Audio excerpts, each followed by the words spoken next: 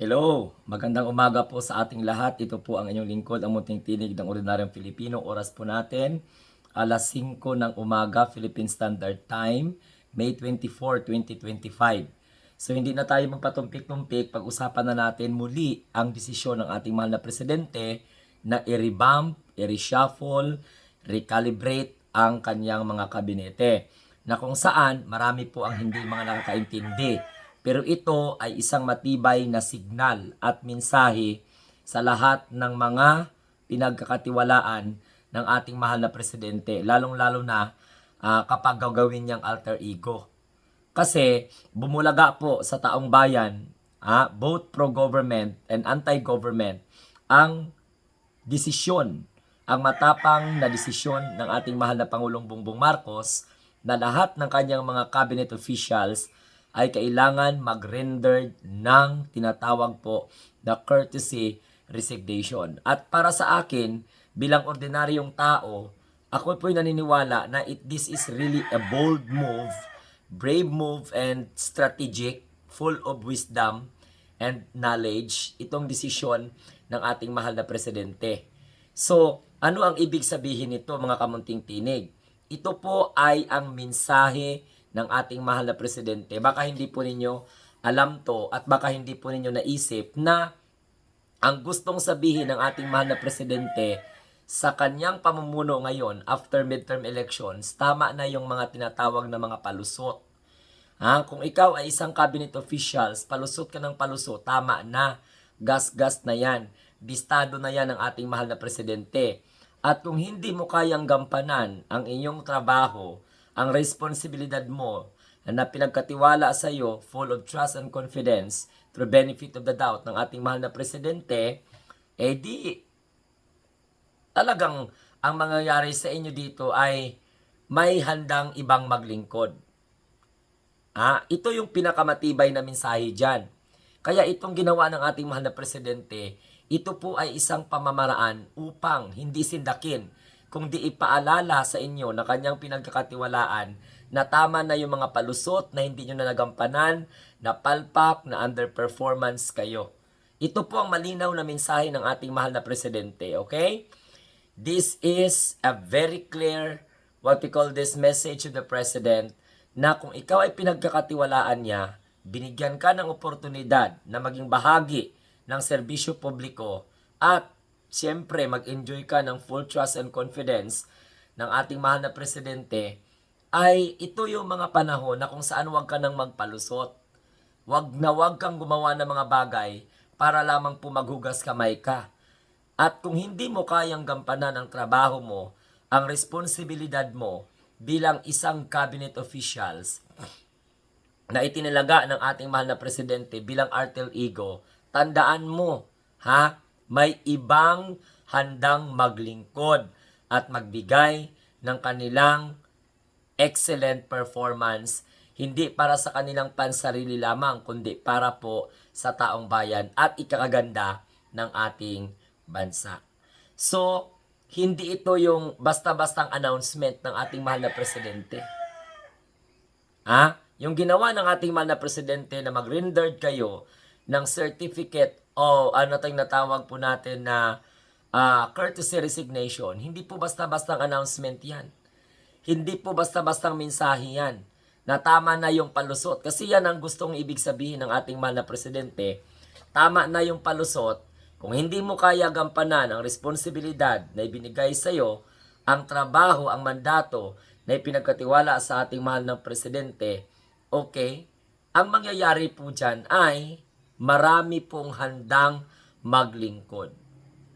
Oo, so ito ay ang katotohanang kailangang marinig ng lahat ng mga nasa gobyerno. Hindi lamang mga cabinet officials. Ang sinasabi po ng ating mahal na presidente, ang desisyon po ng ating mahal na presidente ay nagpapahiwatig na gusto niyang ipaunawa sa taong bayan at lalong-lalo na kayo na mga nasa gobyerno that you are an untouchable.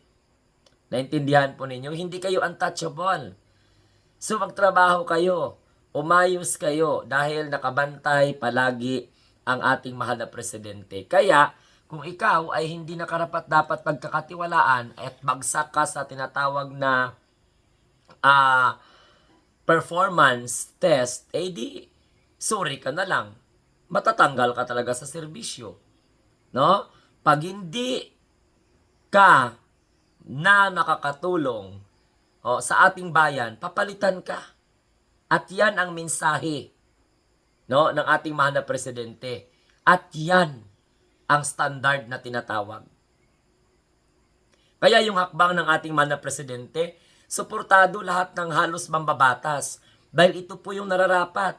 Kailangan i-calibrate, kailangan i-performance, tinatawag dito na evaluation, kung yung certain government officials, lalong-lalo na yung mga appointee, mga secretaries, ayun, binibigyan kayo ng mensahe. Yan ang pinakamatapang na mensahe ng ating mahal na presidente. Baka hindi nyo po yan nakikita. At baka hindi nyo pa nare-realize. That is a very strong message na sa kanyang administration, sa punto na ito, tama na. Kung hindi mo kayang gampanan ang iyong trabaho at magpapalusot ka lang at palpak yung mga pinangako mo, noong kayo ay inappoint ng ating mahal na presidente, nagsabi kayong standard ang gagawin ninyong serbisyo. Pero ganun pa man, makatao pa rin ang ginawa ng ating mahal na presidente sa inyo. Hindi kayo tinanggal agad-agad. Kasi kung tinanggal kayo agad-agad, mapapahiya talaga kayo. So, tao din ang pagturing sa inyo ng ating mahal na presidente, ayon po yan kay Executive Secretary Lucas Bersamin. Kaya yung nangyayari noong mga nakarang araw na pinapasumite ng ating mahal na presidente ang lahat ng kanya mga appointing officer at sa kanya mga advisor, yan po ay patunay na tama na yung mga palusot. Sa hanay ng cabinet officials ng ating mahal na presidente, tama na yung palusot. Kung hindi mo kayang gampanan ng trabaho mo, pues dapat mong unawain na marami pong mga naghihintay at handang maglingkod at mag-enjoy sa tiwala ng ating mahal na presidente. So, tandaan po ninyo hindi yan basta-bastang mensahe.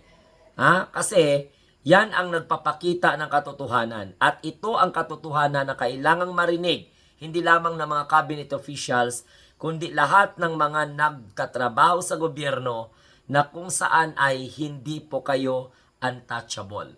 Anytime pwede kayong tanggalin. Pag nawala ng tiwala ng Pangulo sa inyo, para ano pa namang nandyan kayo, mananatili kayo sa pwesto. Okay? But good luck sa economic team ng ating mahal na Pangulo. Pinagkatiwalaan kayo ulit. At syempre sa mga na-retained, congratulations. Aabangan pa natin yung mga susunod na mga announcement ng Office of the Executive Secretary. What will happen to those secretaries and advisors who rendered their courtesy resignations.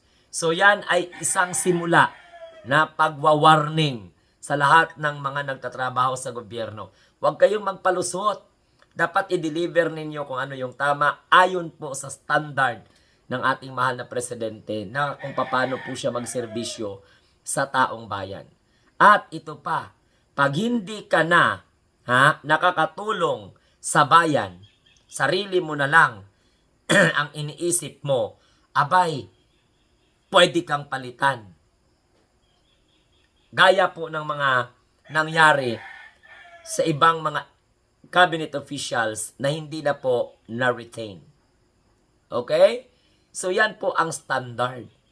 May pamantayan ang ating mahal na presidente. Binigyan na kayo ng 3 taon na magpakitang gilas.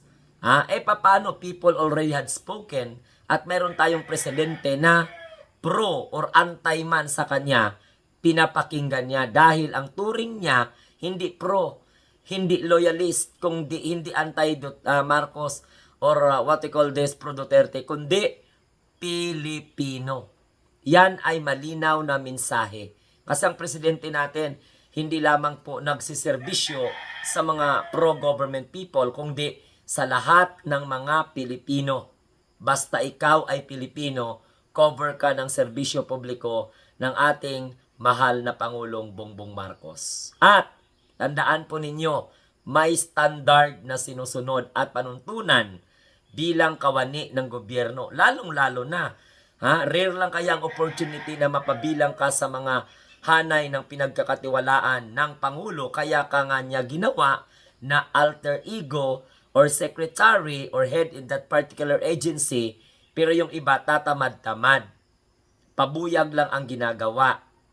Sabi ko nga sa sarili ko, hindi ako mag-criticize sa mga cabinet officials ng ating mahal na presidente, pero sa nangyayari ngayon, ito'y malinaw na signales or signal, ito'y malinaw na dapat iponder ng lahat ng mga nagtatrabaho sa gobyerno at lalong-lalo na mga alter ego ng ating mahal na president. At kapag kayo po ay na-reinstate, wag na kayong magpapalusot. Okay? Wag na ninyong i-adhere yung reason versus result. Kaya ganito, kaya hindi. Kasi nung pinagkatiwalaan ka ng ating mahal na presidente, nangako ka man kung ano po yung gusto mong gawin, para at this day time, hindi ma-impress ang presidente, kundi ma-impress ang taong bayan. Gampanan lang ninyo ang inyong responsibilidad. Wala pong problema yan.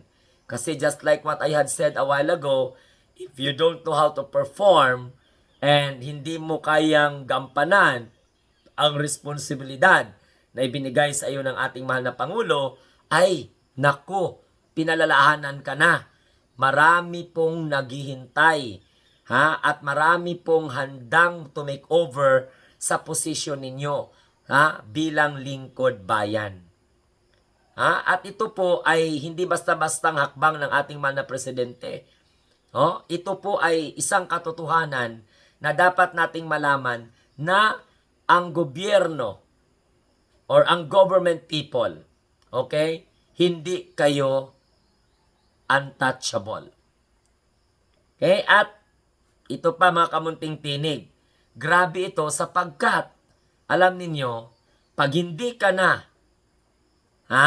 nakakatulong sa bayan, para ano pa na panatilihin ka sa posisyon mo bilang cabinet officials? Wala.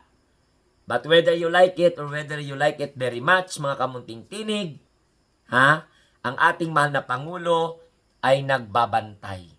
Ang ating mahal na presidente ay nag-aabang ng performance ninyo.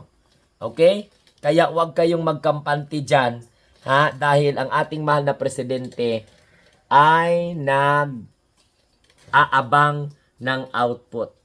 Ang ating mahal na presidente, output-oriented po yan.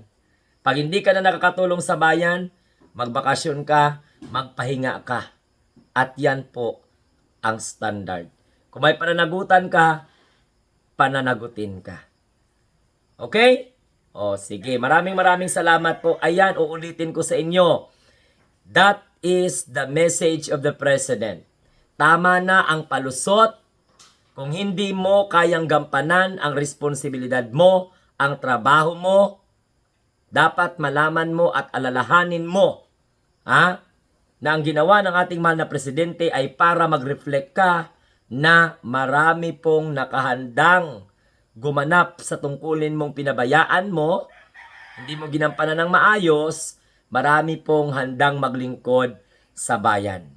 At ito, hindi basta-basta again ang sinasabi po ng ating mahal na presidente dahil ito ay isang katotohanan na kailangang marinig, malaman, isapuso, isabuhay ng mga taong nasa gobyerno. Lalong-lalo na yung mga alter ego ng ating mahal na presidente. At hindi kayo untouchables. Okay? And ito pa mga kamunting tinig. Pag hindi ka na nakakatulong sa taong bayan, sariling interest mo lamang ang iyong pinapairal at ginagampanan, abay walang opsyon ng ating mahal na presidente kung di ikaw ay palitan. Sapagkat performance-based at standard ang ginawa ng ating mahal na presidente. Okay? So ito pong muli ang inyong lingkod. Oras po natin, 5:20 na ng umaga, Philippine Standard Time, May 24, 2025. Ako po ang inyong lingkod, ang munting tinig ng ordinaryong Filipino na nagsasabing, tayo po ay ang mga bagong Pilipino sa bagong Pilipinas. Huwag kalimutan mag-share, like, and subscribe. And don't forget to click the notification bell para lagi kayong updated every time na magla-live po tayo, mag-upload ng mga videos at mag-update sa ating community. Adios, have a nice day, and God bless everyone. Mabuhay tayong lahat. Mabuhay ang bagong Pilipinas.